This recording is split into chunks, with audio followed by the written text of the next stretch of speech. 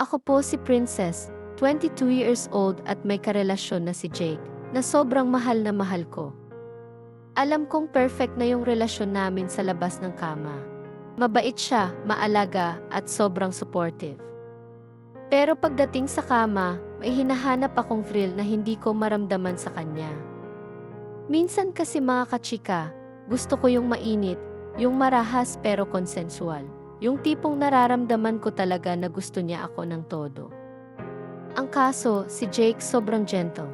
Yung tahimik lang siya, halos walang tunog, at parang laging iniingatan ako na parang babasaging baso. Pero ang totoo, gusto ko yung umuungol siya, yung nagsasalita ng mga words na medyo bastos, yung tipong nararamdaman ko yung pagnanasa niya sa bawat salitang sinasabi niya.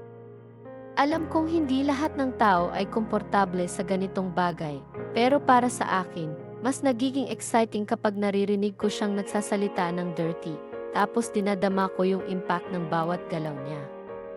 Pero ang pinakapaborito ko ay yung kapag medyo masakit. Yung konting tapik, konting palo, yung tipong nag-iinit ako sa bawat hampas. Hindi naman sobra, mga kachika, yung tama lang na parang ako'y nagiging alipin ng pleasure sa bawat hampas. Hindi ko alam kung bakit, pero mas nararamdaman ko yung intensity ng connection namin kapag ganito. Kaso, natatakot akong sabihin kay Jake kasi baka isipin niyang weird ako o parang napakakinky ko naman. Paano ko ba sasabihin sa kanya na gusto ko yung mas intense, yung mas vocal siya, at yung mararamdaman ko na parang sinasakop niya ako sa kama? Sobrang gusto ko si Jake at gusto ko rin sanang ma-enjoy namin ito pareho. Sana po matulungan niyo ako kung paano ko ito idadaan nang hindi siya natatakot o nag-aalangan sa sinasabi ko. Lubos na nag-aalab, Princess.